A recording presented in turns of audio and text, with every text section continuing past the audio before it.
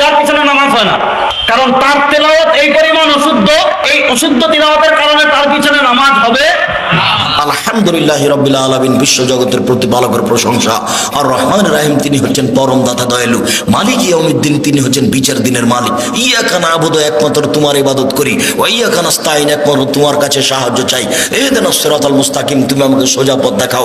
সিরাতাল লাযিনা আনআমতা আলাইহিম, ওই পথ তুমি দেখাবে যাদের ভালোবেসেছো। গায়রিল মাগদুবি আলাইহিম ওয়ালাদ-দাল্লিন, ওদের পথ দেখাও না যারা ভ্রান্ত। যাদের উপরে তুমি অসন্তুষ্ট হয়েছো তাদের পথ তুমি দেখাও না। আমিন। এক ভাই আমাদের নিকট জিজ্ঞেস করেছে, শেখ আব্দুর রাজ্জাক বিন ইউসুফ হাফিজাহুল্লাহ, তার পিছনে সালাত হবে কিনা।